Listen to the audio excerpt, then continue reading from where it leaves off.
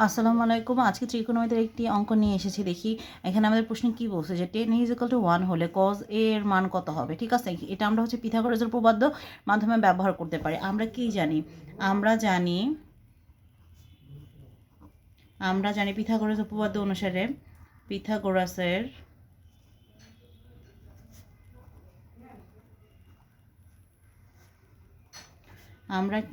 পিথাগোরাসের উপপাদ্য অনুসারে আমরা কি জানি, অতিভুজ স্কয়ার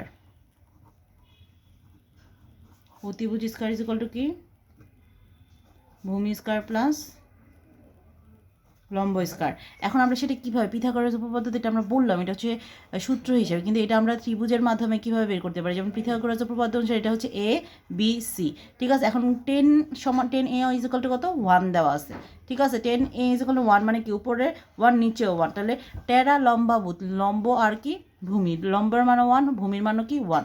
তাহলে আমরা কি জানি, এখানে হচ্ছে আমার যেহেতু লম্ব আর ভূমি দেওয়া আছে, এখন আমাদের অতিভুজের মান আমরা জানি না, তাহলে অতিভুজ কত, এ সি স্কোয়ার সমান সমান ভূমি কত, A B square plus B C square. ঠিক আছে, এখন আমাদের যেহেতু অতিভুজ বের করতে হবে, আমরা অতিভুজ জানি না। A C square is equal to A B এর মান কত, 1 স্কোয়ার, বি সি এর মান কত, এটার মানও 1 স্কোয়ার, তাহলে কত পেয়ে যাচ্ছি, A C square is equal to 1 square, 1 square is equal to 2। তাহলে সুতরাং এ সি এর মান আমরা কত পাচ্ছি, √2।